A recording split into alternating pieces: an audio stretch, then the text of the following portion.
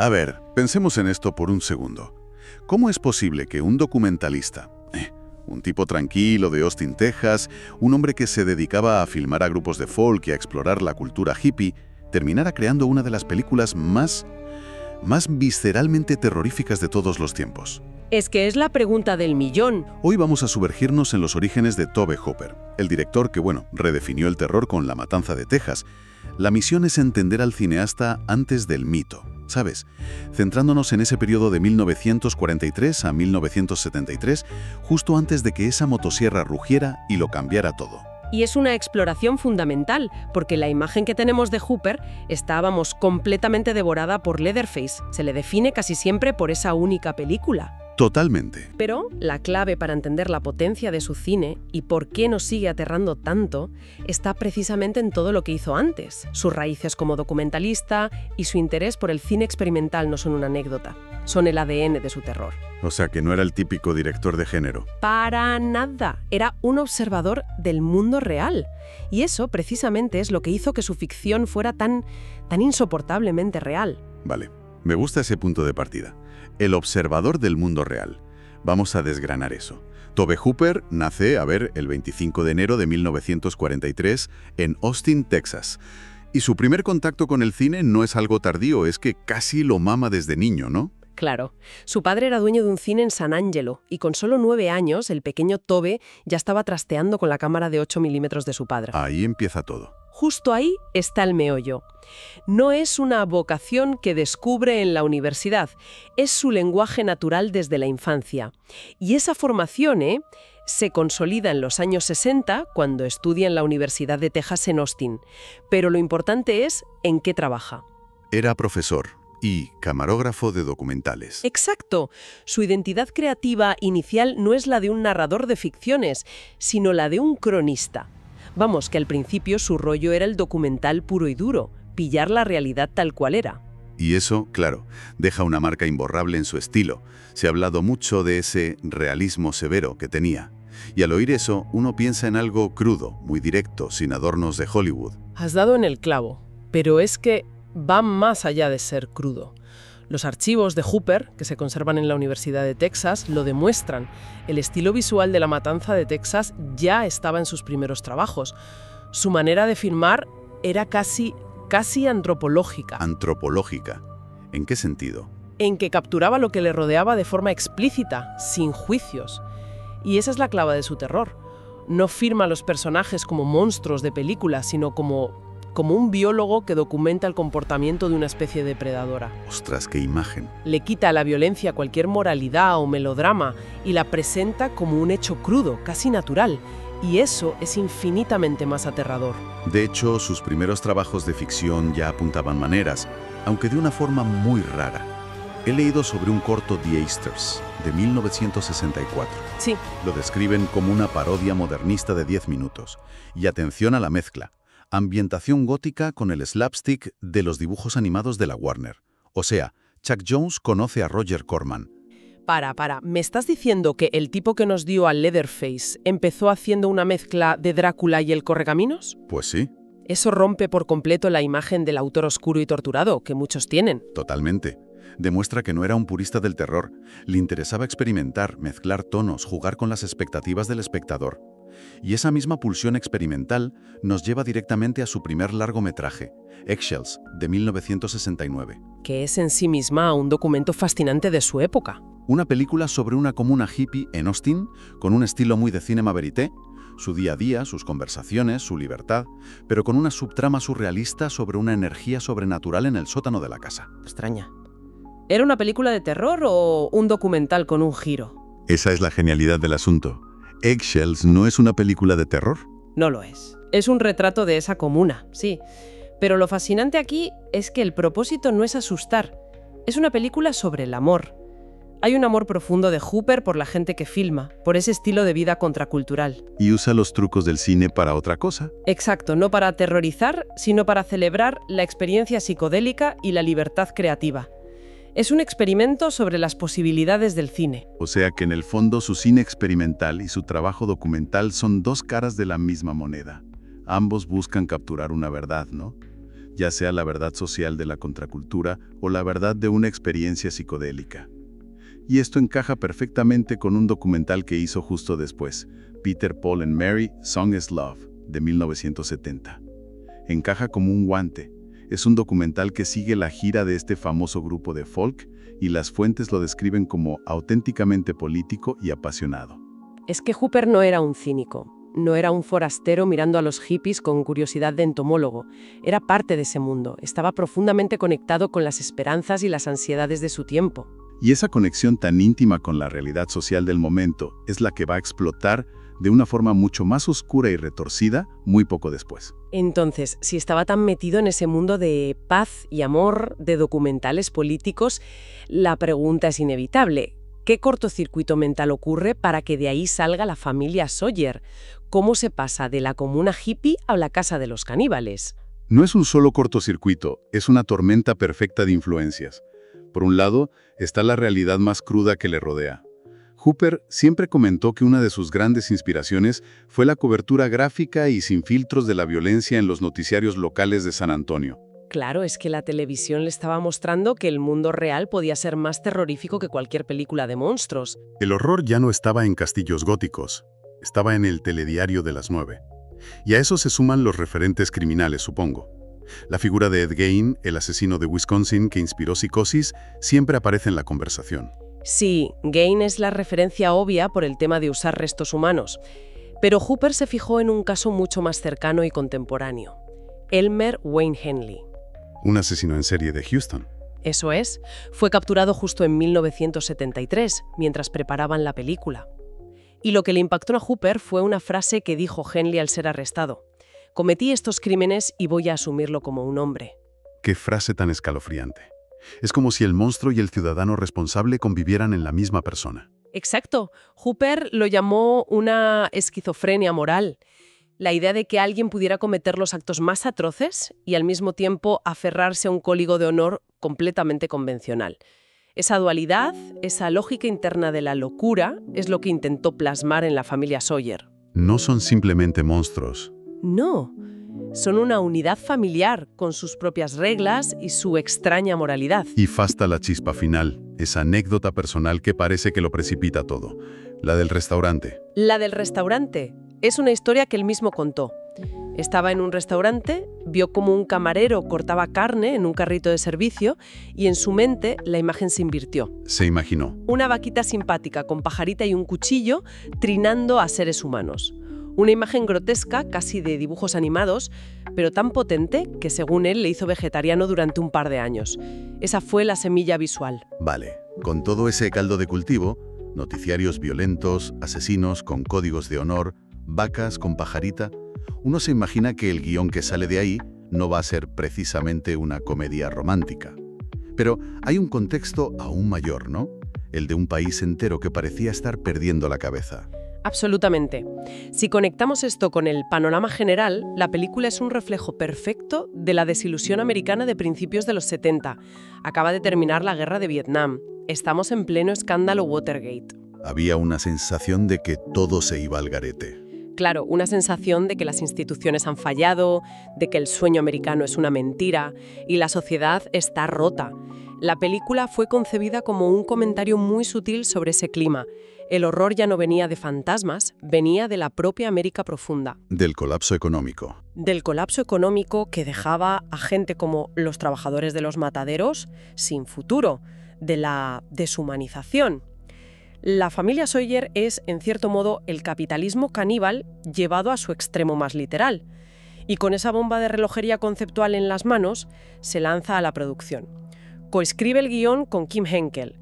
Fundan la productora Vortex Inc. y se enfrentan al mayor enemigo de cualquier cineasta: la falta de dinero. Hablamos de un presupuesto irrisorio, entre $80.000 y $140.000. Una cantidad ridícula incluso para la época. El dinero vino de un amigo, Bill Parsley, a cambio del 50% de los beneficios. Y para mantener los costes al mínimo, todo el equipo y los actores eran gente local de Texas, muchos desconocidos. Se les pagó muy poco con la promesa de una participación en las ganancias. Una promesa que, bueno, tardaría en llegar. Tardaría años y muchas batallas legales en materializarse para algunos de ellos. Fue una producción de guerrilla en todos los sentidos. Lo que nos lleva al rodaje, en el verano de 1973. Y por todas las crónicas que han salido de ahí, la palabra infierno se queda corta. Infierno es un eufemismo. Hay que imaginarse el verano en Texas. Temperaturas altísimas, una humedad que te aplasta. Y en esas condiciones rodaban jornadas de hasta 16 horas, 7 días a la semana. El ambiente se volvió tóxico, casi tan irrespirable como el de la película. El propio Hooper admitió años después: al final del rodaje, todo el mundo me odiaba. Tardé años en recuperar esas amistades, pero sabía lo que necesitaba conseguir en pantalla. Pero no era solo el clima. Él mismo contribuyó a esa tensión, ¿verdad? Usó técnicas psicológicas bastante extremas con los actores. Desde luego. Estaba llevando su realismo severo de documentalista a un nuevo nivel, uno casi sádico. El caso más conocido es el de Paul Partain, el actor que interpretaba a Franklin, el hermano en silla de ruedas. ¿Qué le hizo? Hooper lo aisló deliberadamente del resto del reparto. Le prohibía comer con los demás, le animaba a que se mantuviera en su personaje irritable todo el tiempo. Hay fuentes que dicen que incluso le pidió que no se duchara para que su malestar fuera más genuino. Pero eso es una pasada, ¿no? Hoy en día un director hace eso y se enfrenta a un problema legal y a la cancelación inmediata. ¿Era normal entonces o Hooper ya estaba cruzando una línea? Estaba sin duda en el límite. El método existía, pero esto era llevarlo a un rodaje de bajo presupuesto y condiciones extremas. Quería capturar una verdad emocional, un terror visceral, aunque fuera a costa de la salud mental de su equipo. Quería que el agobio fuera real. Quería que la fatiga, el asco y la desesperación que sentían los actores se filtraran a través de la pantalla. Y para bien o para mal, lo consiguió. El agotamiento que transmite Marilyn Barnes en el último acto no es solo interpretación. Y sin embargo, a pesar de toda esa brutalidad, de ese realismo tan crudo, hay una intención artística que lo cambia todo. Hay una cita clave de Hooper que me parece fascinante. A pesar de la reputación de la película, él buscaba una calificación por edades baja, una PG. Sí, es la gran paradoja. Limitando la sangre explícita. Su famosa frase es: la película no es tan sangrienta, casi todo ocurre en la mente. Y si uno la ve con atención, es absolutamente cierto. Hay muy poco gore explícito. La brutalidad es sugerida. Es más el sonido, los gritos. El sonido de la motosierra, los gritos desgarradores, los primerísimos planos de los ojos aterrorizados de Sally.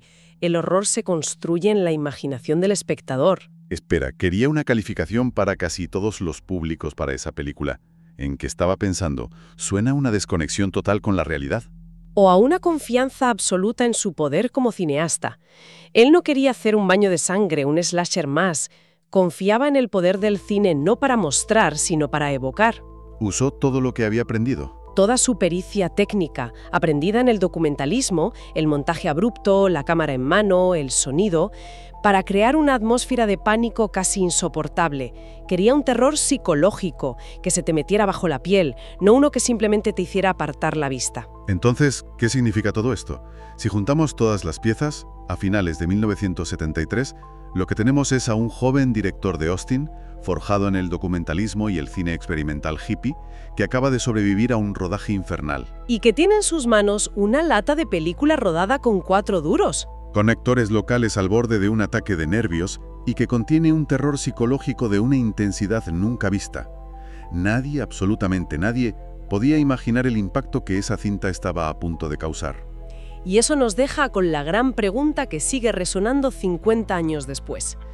¿Cómo pudo un director novel, con tan pocos recursos y en condiciones tan adversas, crear una obra de un impacto tan brutal que no solo aterrorizó a una generación, sino que cambió para siempre las reglas del género? Es la pregunta del millón. Pero hay un último detalle, un truco de marketing que en realidad es mucho más que eso, y que creo que lo ilumina todo: la publicidad. Efectivamente, la película se publicitó con la ya mítica frase basada en hechos reales. Que no lo era, claro. Obviamente, no era cierto en un sentido literal. La historia de la familia Sawyer es ficción. Pero no era solo un truco para vender entradas. Era también un comentario increíblemente agudo y cínico sobre la época. Claro, porque en ese momento, ¿qué era más increíble? ¿Una familia de caníbales en una granja de Texas o que el presidente de los Estados Unidos estuviera mintiendo a toda la nación por televisión? Justo ahí. Esa frase plantea una pregunta final, y es la que nos deja temblando. ¿Qué nos dice sobre la América de 1973 que la ficción más grotesca, extrema y violenta pudiera sentirse o incluso presentarse como algo perfectamente real? Quizá la línea que separaba el horror del noticiario y el horror de la pantalla se había vuelto peligrosamente demasiado fina.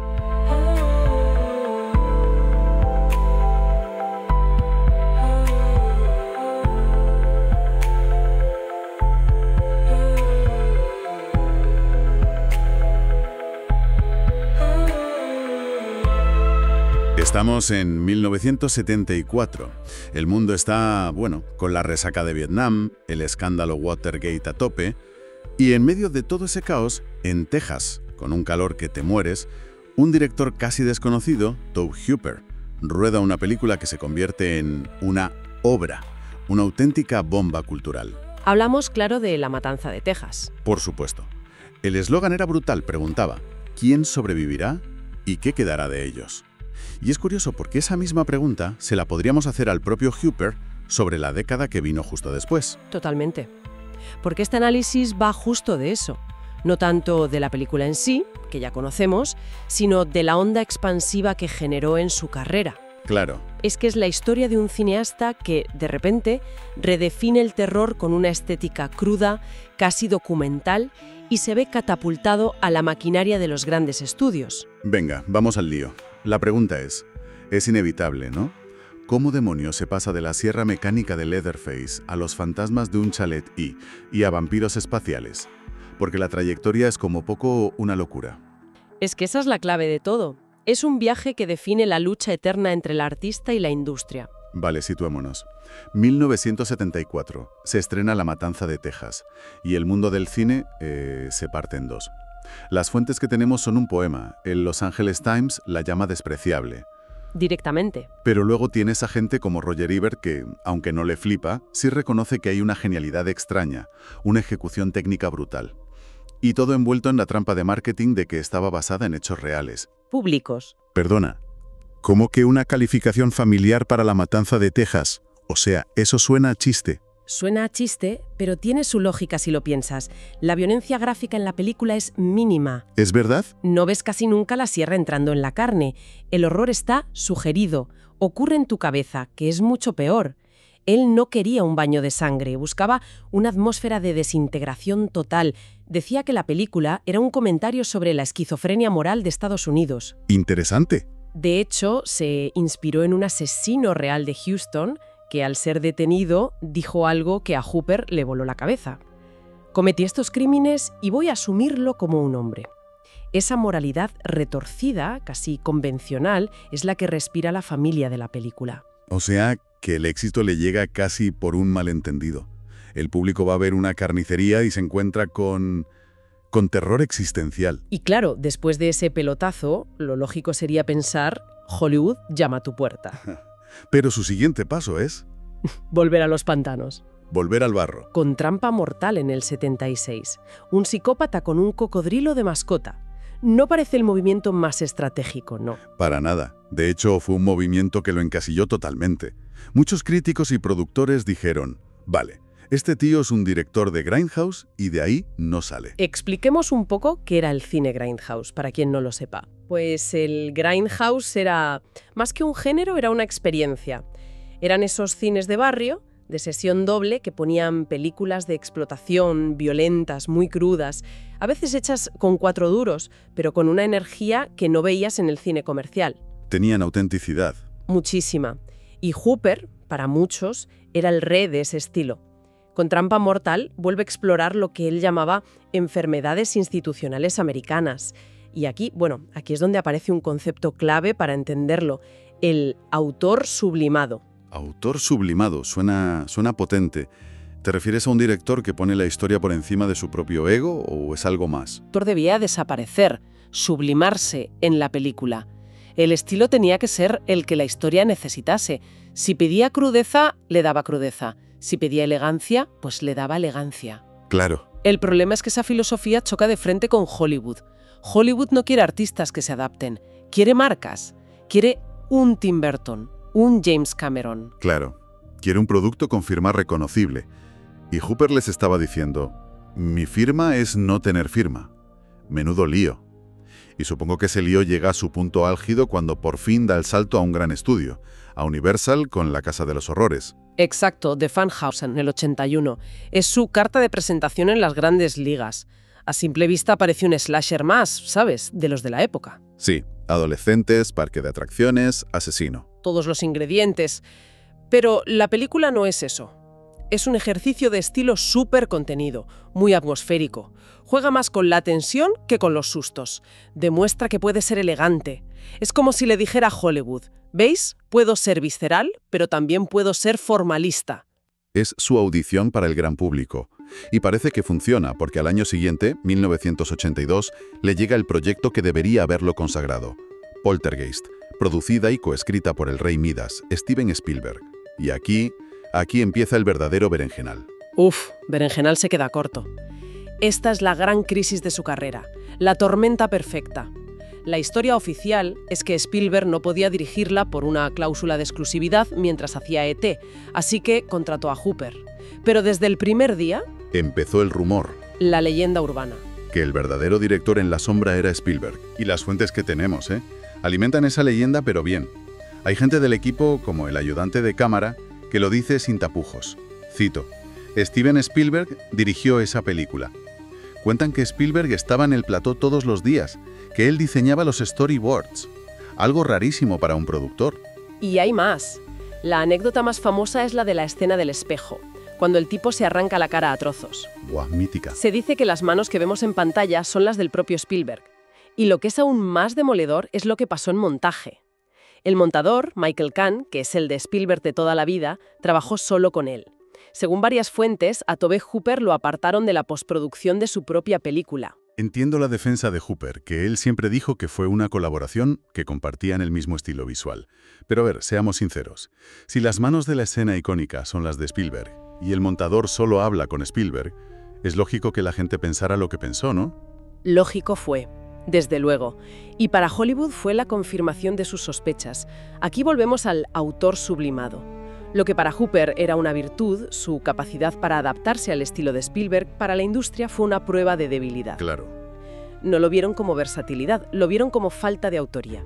Como un director de alquiler, un simple ejecutor. Y eso, en un sistema que venera al director-autor, es un pecado capital. El coste profesional fue gigantesco. Básicamente lo expulsó del paraíso de los grandes estudios. Pasó de dirigir un taquillazo a ser una especie de paria, alguien a quien no se le podía confiar un gran proyecto. Exactamente. Y es entonces cuando, buscando refugio, acaba firmando un contrato de 3 películas con un estudio que era la antítesis de Universal, la Cannon Films. Ah, la Cannon, Menahem Golan y Yoram Globus. ¡Qué personajes! Producían de todo, desde pelis de Chuck Norris hasta dramas de autor. Eran famosos por dar a los directores libertad creativa casi total. Con una condición. ¿Qué? Que entregaran la película a tiempo y sin pasarse del presupuesto. Para Hooper debió ser como pasar de una cárcel de oro a la anarquía. Fue su salvación y su oportunidad de reinventarse. Menos prestigio, sí, pero libertad absoluta. Fue su momento para gritarle al mundo, «¿Queríais un autor? Pues aquí lo tenéis, desatado». Y su primera película para ellos es una de las cosas más dementes y maravillosas que se han rodado. Life Force, Fuerza Vital, de 1985. Es que hay que describir esto. Es una pasada. Vampiros energéticos del espacio que viajan en el cometa Halley. Llegan a la Tierra en el cuerpo de una supermodelo que va desnuda toda la película. Absorben la fuerza vital de la gente, convierten Londres en caos de zombies y sale Patrick Stewart poseído por la vampiresa y hablando con voz de mujer. O sea, ¿cómo es posible que esto exista? Es la obra de un artista al que le han quitado la correa. Hooper la describió perfectamente. Dijo que era una película de la Hammer en 70 milímetros. Expliquemos eso. La Hammer era el cine de terror gótico británico, ¿no? Drácula, Frankenstein, muy atmosférico. Exacto. Pues Hooper coge esa sensibilidad clásica y operática y le inyecta el presupuesto y la escala de una superproducción de los 80.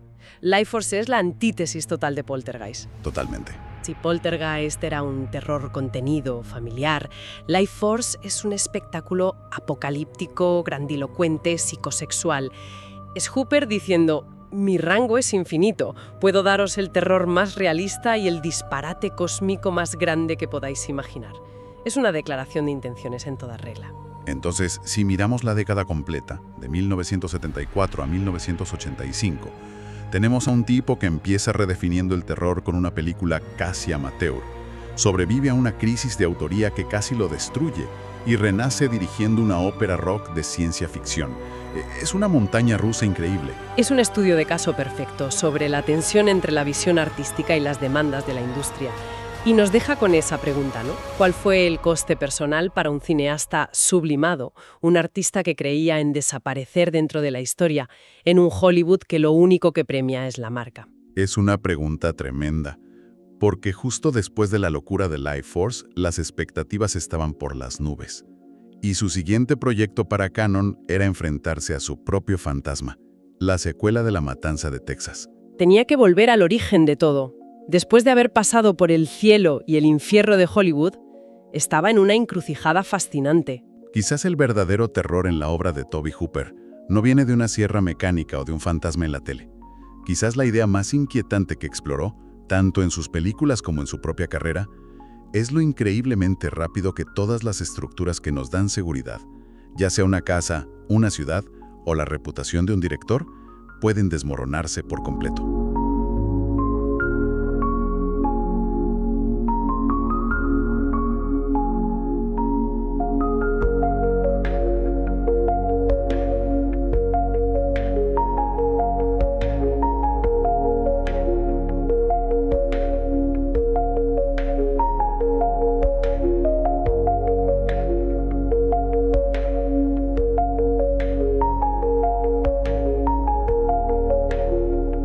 Hay una pregunta que me fascina, y es, ¿qué pasa después del trueno?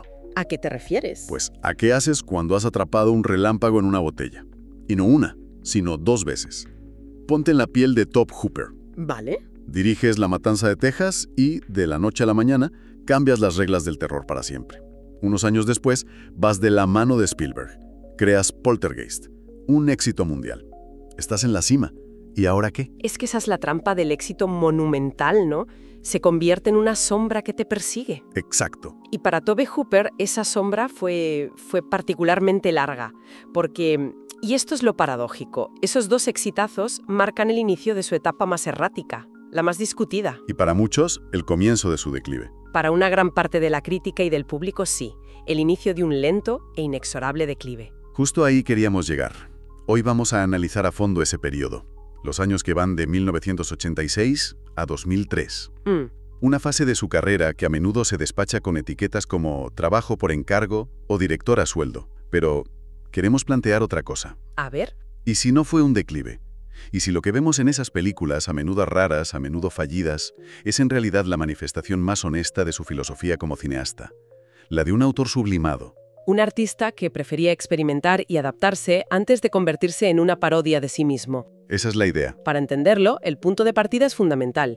Estamos a mediados de los 80. La controversia sobre quién dirigió realmente Poltergeist le ha hecho un daño tremendo a su reputación en Hollywood. Un daño terrible. Se siente traicionado, expulsado del sistema. Y entonces aparecen Menahem Golan y Yoram Globus, los dueños de Cannon Films. Exacto. Y le ofrecen un contrato para 3 películas. Y Cannon era el salvaje oeste. Cine de explotación con presupuestos de superproducción. Le dieron libertad, sí, pero era una libertad con letra pequeña. ¿En qué sentido?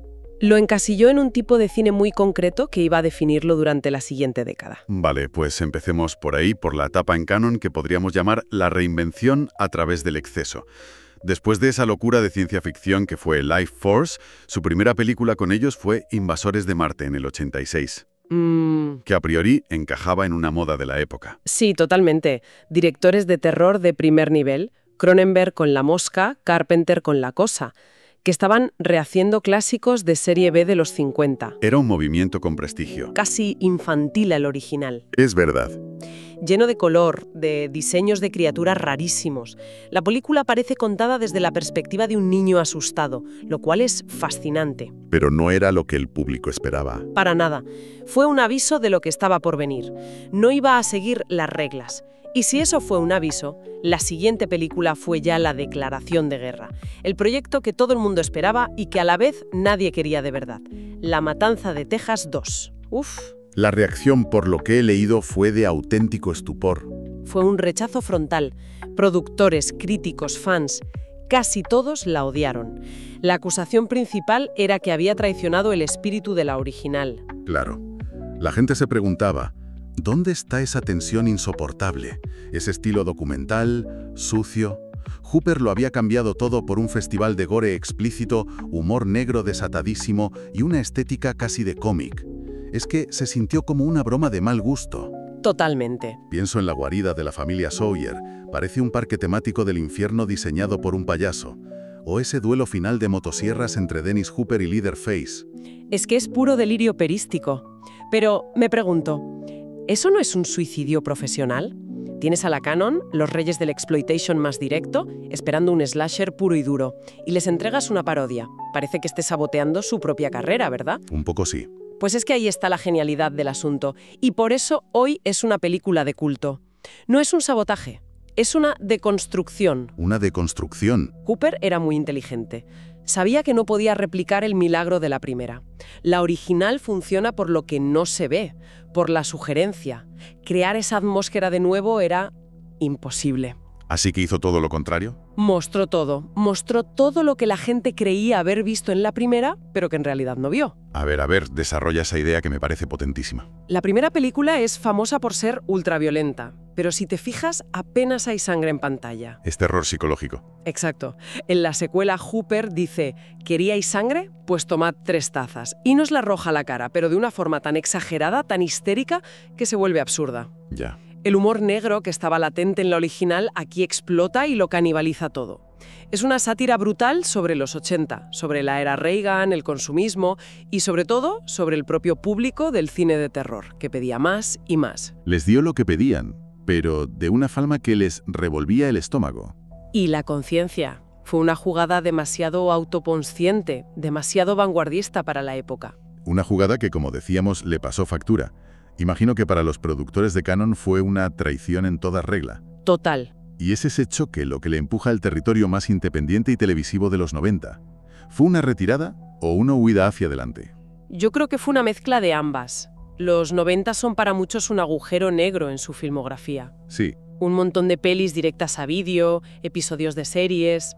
Parece el currículum de un director en horas bajas. Pero si miras con atención, es una década fascinante en la que, ya liberado de las grandes expectativas, siguió experimentando en los márgenes. Tengo que admitir que, cuando pienso en su trabajo de los 90, mi mente se queda un poco en blanco. Se siente como un periodo perdido. Es normal. Por eso, la idea de que haya huellas ocultas ahí me resulta muy atractiva. ¿Cuál sería el mejor ejemplo? Sin duda, Combustión espontánea, de 1990. Vale. Es una película que, en su momento, pasó totalmente desapercibida, pero que el tiempo ha puesto en su sitio. Y no lo digo yo, lo dicen maestros del cine. La trama ya de por sí es llamativa. Brad Dourif, que está increíble, por cierto. Brutal.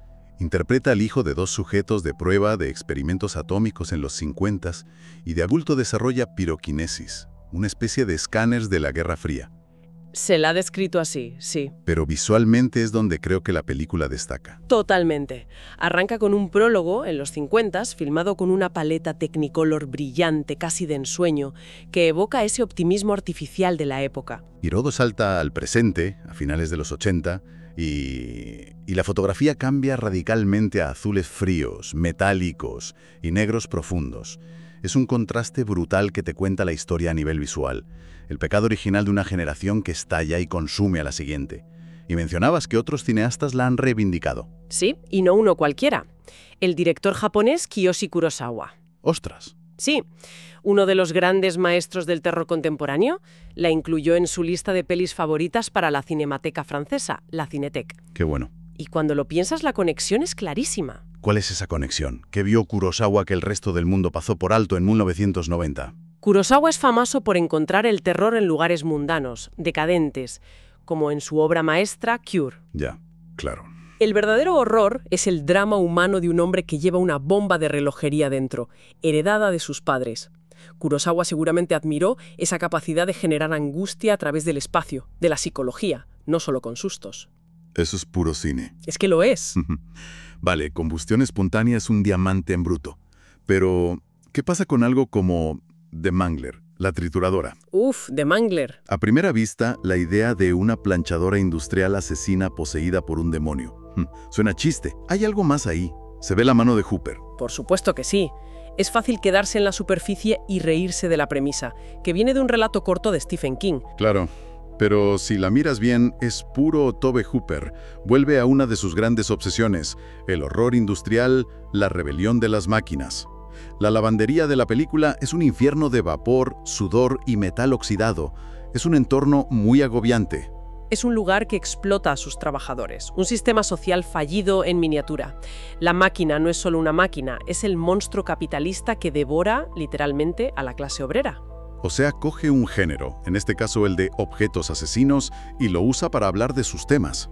Siempre es una película sucia, desagradable y con un sentido del humor negrísimo. Es Hooper 100%. Entonces, su paso por los 90 no fue tanto un declive de talento como una adaptación a los medios que tenía. El presupuesto bajaba, pero las obsesiones seguían intactas. Exacto. Y esto nos lleva a la pregunta clave. ¿Estaba simplemente cogiendo cualquier trabajo para pagar las facturas o había un método en su locura? Justo, porque no solo hizo estas películas. Estuvo muy activo en televisión. Dirigió episodios para Cuentos de la Cripta, La Zona Muerta. ¿Era un artesano que necesitaba trabajar o había una búsqueda consciente de reinvención? Creo que la respuesta está en ese concepto que mencionamos al principio, el del autor sublimado. Vivimos en una época en la que esperamos que los grandes directores tengan una firma visual inconfundible. Ves un plano y dices, esto es de Wes Anderson o esto es de Tim Burton. Un sello claro. Hooper no funcionaba así. Él mismo se definía como un experimentador inconformista. En una entrevista dejó algo que me parece la clave de todo. Me gusta cambiar de objetivos estéticos de un proyecto a otro. Es la única forma en la que aprendo algo. O sea que para él la historia mandaba. Su propio ego, su sello de autor, quedaba en un segundo plano. Precisamente. Lo importante era lo que la película necesitaba, no lo que la gente esperaba de Tobe Hooper. Si la historia requería una estética de cómic, como en La Matanza de Texas 2, allá iba. Si pedía la sobriedad de un thriller paranoico, como en Combustión Espontánea, también. Su firma no era un estilo visual, era su capacidad de adaptación. Claro. Pero eso es muy difícil de vender y confunde al público. Y aquí es donde entra un dato que es, para mí, el cierre perfecto a todo el debate sobre su carrera. A ver, dispara. A principios de los 2000, Steven Spielberg produce una miniserie de ciencia ficción muy ambiciosa llamada Abducidos, Taken. Sí, la recuerdo. Un proyecto de alto perfil con mucho presupuesto. ¿Y a quién elige para dirigir el episodio piloto, el que establecería el tono y el estilo de toda la serie? ¡No me digas! A Tobe Hooper. Espera un momento.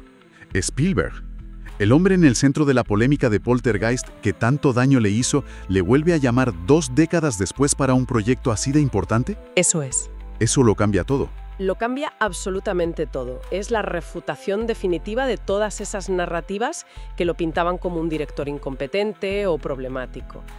Es un reconocimiento implícito y rotundo por parte del director más poderoso de Hollywood de que su talento y profesionalidad seguían intactos. Vaya. Demuestra que, más allá de la percepción pública, dentro de la industria, entre quienes de verdad sabían de cine, su prestigio como artesano seguía siendo enorme. Le devolvió la legitimidad que le habían intentado quitar. Totalmente. Es un giro de guión fantástico. Y es casi poético que justo después, al final de este periodo, Hooper cierre el círculo con un regreso al terror más brutal. Sí, con la masacre de Toolbox Murders, en 2004. Una película que muchísima gente, críticos y aficionados, vio como su gran regreso. El Hooper que recordaban. Y que echaban de menos. Una vuelta al slasher, al terror visceral. Recuerda sus primeras obras, incluso a Trampa Mortal. Sí. Pero, una vez más, sería un error pensar que es solo un simple regreso. Incluso aquí, Hooper no puede evitar jugar con el género. ¿En qué sentido? La película, que va sobre un asesino en un viejo edificio de apartamentos de Hollywood, tiene momentos que son casi de comedia de situación macabra. Es como ver una versión siniestra de Aquí no hay quien viva. O sea que, incluso en su película más directa en años, sigue colando su rareza. Siempre. Coquetea con esa comedia negra para después, en su tramo final, sumergirnos en un clímax que es puro infierno simbólico, casi abstracto. No es solo un asesino con un martillo, no. Se convierte en una reflexión sobre la historia oculta de Hollywood, sobre la crueldad que se esconde tras las paredes. Es una síntesis perfecta de su carrera. La brutalidad del principio, la parodia de la etapa canon y la reflexión psicológica de sus obras más íntimas. Demuestra su increíble resistencia y su fidelidad a una idea. Los géneros populares no son un fin, son un vehículo. Entonces, si damos un paso atrás y miramos la panorámica completa, el Tobe Hooper de 1986 en adelante no es el de un artista en decadencia. Para nada. Es el de un cineasta coherente con su propia filosofía. Alguien que creía que la forma siempre debía estar al servicio de la historia, y no al revés. Un director que prefería disolver su ego en la película. Y esto nos deja con una reflexión final, creo que muy pertinente para hoy. En nuestra cultura actual, que idolatra la marca personal, que exige a los artistas un estilo reconocible al instante. Casi como un logo. Exacto. ¿Qué lugar queda para un creador como Tobe Hooper? Él veía la versatilidad y la adaptación no como una debilidad, sino como su mayor fortaleza, como un acto de honestidad. Claro, y la pregunta que flota en el aire es, ¿puede la capacidad de transformarse, de desaparecer dentro de la propia obra, ser en sí misma la firma más radical de un verdadero autor?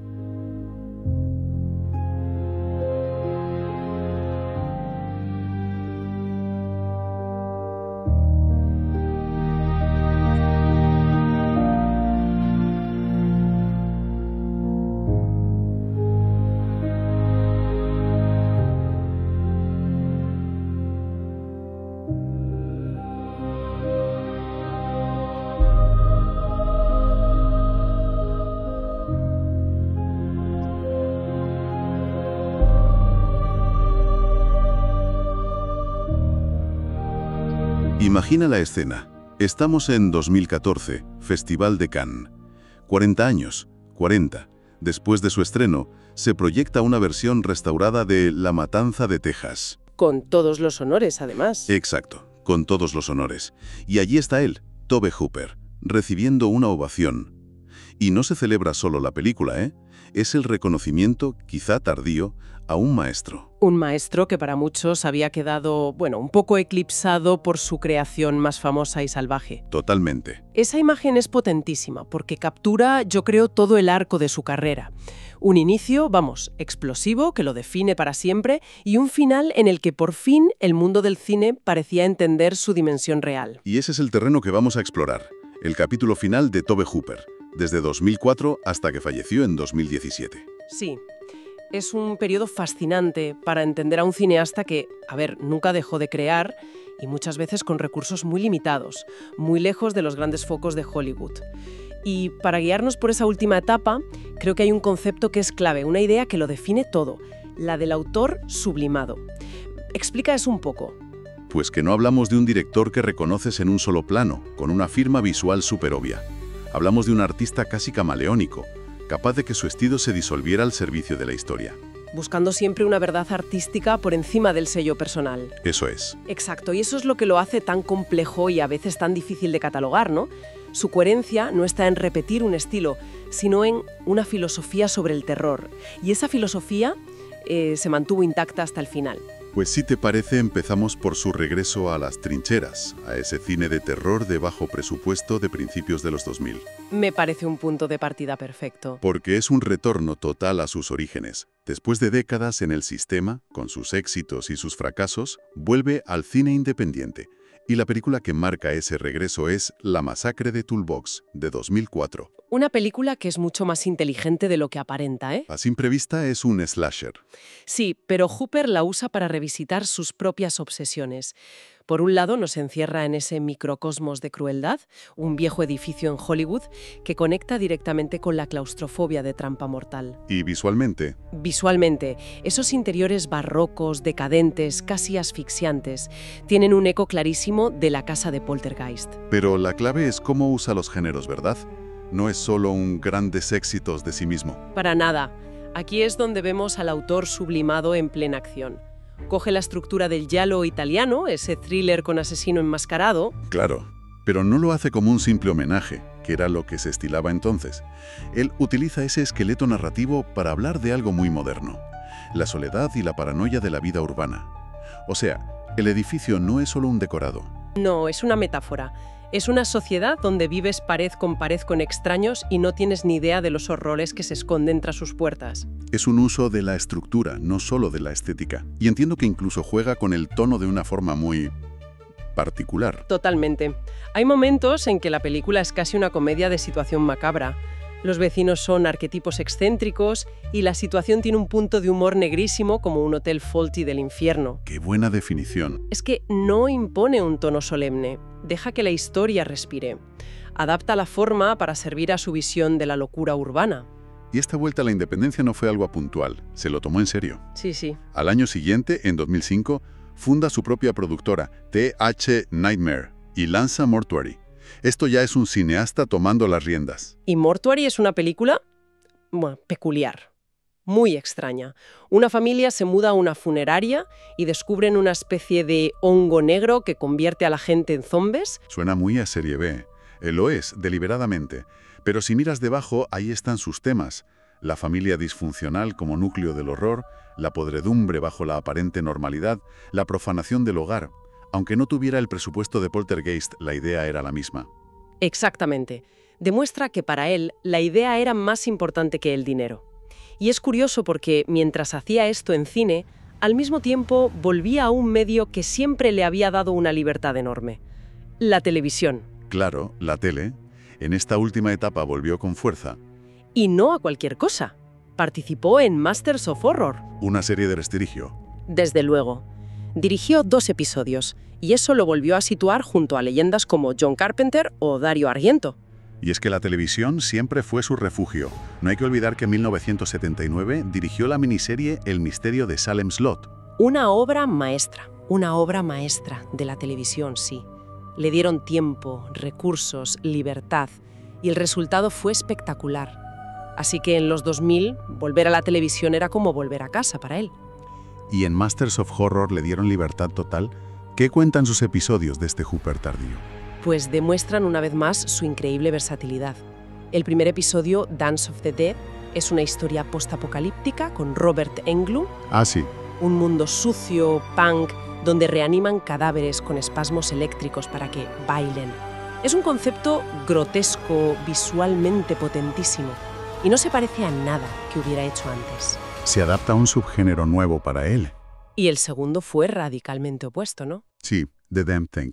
Una adaptación de Ambrose Bierce. Eso es, un relato de terror más clásico, casi un western de horror psicológico sobre una fuerza invisible. Pasa de lo post-punk al terror de época, atmosférico. Ver los 2 seguidos es la lección perfecta sobre el autor sublimado. Totalmente. 2 historias, 2 mundos, 2 estilos. El único nexo es un director que entiende qué necesita cada relato para funcionar. Y hablando de televisión, hay una colaboración en esta época que tiene un peso simbólico gigantesco.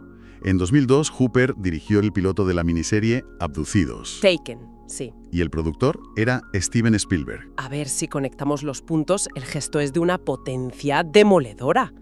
Durante 20 años, la carrera de Hooper estuvo dañada por el rumor de que Spielberg había dirigido en la sombra gran parte de Poltergeist. La insinuación de que él no estaba a la altura. Exacto. Pero, ¿fue realmente una refutación pública? O sea, ¿o fue solo darle trabajo a un colega? ¿Qué impacto real tuvo? Yo creo que fue mucho más. En Hollywood los gestos importan. Al confiarle a Hooper el primer episodio, el que establece el tono y la estética de una producción tan ambiciosa, Spielberg enviaba un mensaje muy claro al sector. Una validación profesional. En toda regla. Era su forma de decir públicamente: confío en la competencia y en la visión de este director. De una manera muy elegante, zanjaba una controversia que le persiguió décadas. Demostraba que el respeto profesional entre ellos estaba intacto. Desde luego. Es una historia de reconciliación fascinante. Y Hooper siguió trabajando, hasta el final. Su último largo nos lleva a un escenario inesperado. Jinn, de 2013, un thriller sobrenatural rodado y ambientado en los Emiratos Árabes Unidos. Vamos, lo último que te esperarías. Este podría ser el ejemplo definitivo de su filosofía. Piensan en lo fácil que habría sido exportar sus fórmulas. Una familia americana aterrorizada por algo local, el cliché. Pero no hizo eso. Se sumergió por completo en el folclore y la mitología de otra cultura para construir el terror desde sus propias raíces. No era solo adaptabilidad, era como la prueba final de su método, ¿no? Podía sublinar sus propias sensibilidades tan americanas para servir al folclore de otra cultura. Exacto. La película va sobre los jinn, los genios de la mitología árabe, y construye el miedo a partir de creencias locales. Investigó, entrevistó a gente de allí.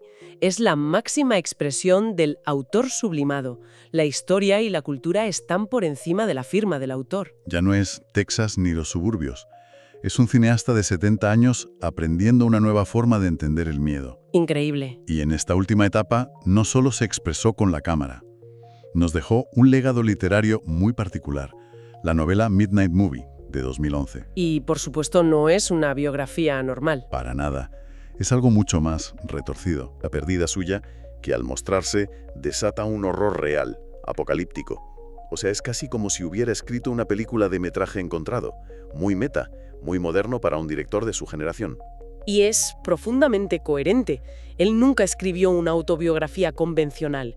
Le habría parecido un acto de narcisismo. En su lugar, usa el terror para reflexionar sobre su carrera y sobre lo que él llamaba el horror de la cámara que ve la verdad. Sublima el yo para hablar de ideas universales a través del arte. ¿Otra vez? Siempre. Hay una reseña del libro que lo resume todo. Es de John Carpenter. Dijo: Midnight Movie es puro Toube, brillantemente excesiva y divertida. Muy guay, muy disfrutable. Brillantemente excesiva. No se me ocurre mejor definición. No, desde luego.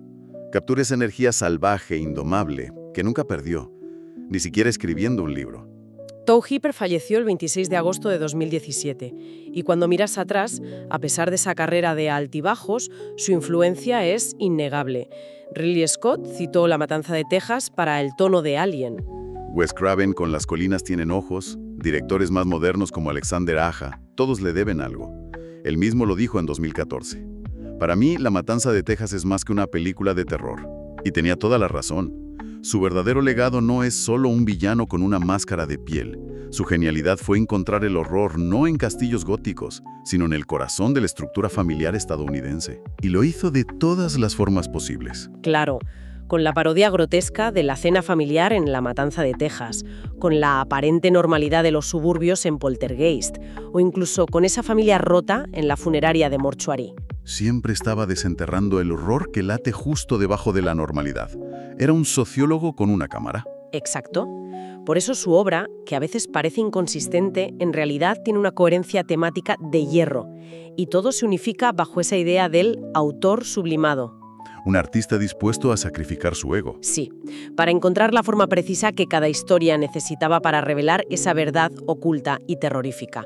No se trataba de él, se trataba de lo que la cámara podía descubrir. Entonces, esta última década, lejos de ser un declive, fue todo lo contrario. Fue una de persistencia, de experimentación en cine, en tele, en literatura. Y culminó con el mundo del cine dándose cuenta de lo que siempre fue, una leyenda. Un maestro que simplemente nunca dejó de crear. Y eso nos deja con una pregunta fascinante, una incógnita que ella no tendrá respuesta. ¿Qué dirección habría tomado su cine si hubiera tenido más tiempo y, sobre todo, más recursos en sus últimos años? Claro. ¿Habría intentado un último gran proyecto para Hollywood o habría seguido profundizando en estas obras más personales, más extrañas, más arriesgadas? Es una pregunta que quedará en el aire, pero que nos hace valorar aún más el trabajo que sí nos dejó. El legado de Hooper no reside solo en el shock, sino en su visión del mundo, en esa habilidad única para levantar la alfombra de la vida cotidiana y mostrarnos el horror que se esconde debajo. Una visión que mantuvo intacta. Intacta, desde aquel primer e impactante grito en Texas hasta el final de sus días.